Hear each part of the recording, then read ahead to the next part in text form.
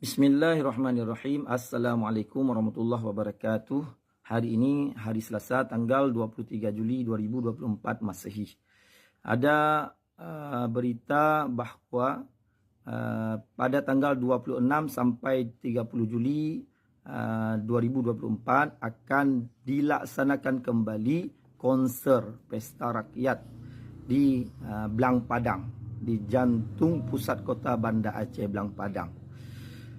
Kemudian konser ini terus berulang-ulang di Aceh, walaupun sudah mengundang kemarahan umat Islam Aceh, walaupun sudah melanggar syariat Islam di Aceh, walaupun sudah mengundang kemurkaan Allah, bahkan menghina bangsa Aceh dan agama Islam, tapi terus berulang-ulang, terus terjadi. Walaupun sudah kita peringatkan, sudah diingatkan oleh tokoh-tokoh di Aceh, walaupun sudah diingatkan oleh MPU Aceh, tapi terus terjadi dan terjadi pelanggaran-pelanggaran. Oleh karena demikian, mengapa hal ini bisa terjadi? Setidaknya ada 3 faktor. Yang pertama, faktor pemberi izin, wabil khusus yang di Blang Padang. Mereka terus-terus memberi izin kepada siapa saja mau mengadakan konser di Aceh. Maka mereka memberi izin yang menyebabkan ada terjadinya pelanggar syariat dan seterusnya. Ini adalah karena salah mengurus. Di sini kami minta kepada Bapak Pangdam, Kodam Iskandar Muda Aceh dan jajarannya, otoritas yang mempunyai wewenang dalam memberi izin kepada acara konser dan acara lainnya yang melanggar syariat, ini untuk tidak memberikan izin. Ini adalah sebab salah pengurusan. Seharusnya Blang Padang itu tidak diurus oleh TNI. Blang Padang itu seharusnya diurus oleh Masjid Raya Baitur Rahman. Maka kepada Bapak Dewan Perwakilan Rakyat Aceh, DPRA, untuk segera menyelesaikan pengurusan tanah Blang Padang, untuk tidak lagi diurus oleh TNI yang menyebabkan terulangnya terus-menerus pelanggaran syariat di Blang Padang, di jantung kota Kutaraja yang kita cintai. Ini adalah dasar akar masalah. Maka kami meminta kepada saudara kami, pihak pemberi izin, untuk tidak memberikan izin tempat konser yang akan dilaksanakan ke depan. Kemudian faktor kedua itu adalah karena panitia yang terus berusaha untuk melakukan konser tersebut.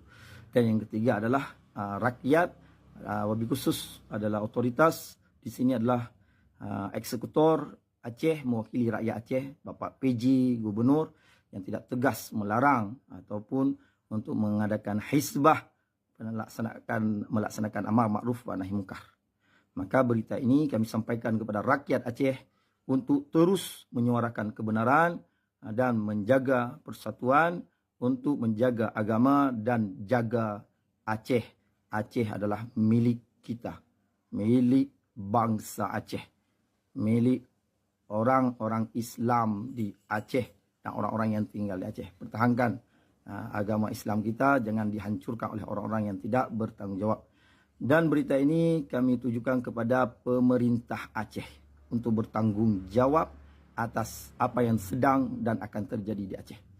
Kami rakyat biasa, kami hanya bisa mendoakan semoga Allah memberikan petunjuk kepada kita semua, khusus kepada pemerintah Aceh yang mempunyai wewenang, otoritas dalam memberi izin dan yang mengayomi rakyat hari ini.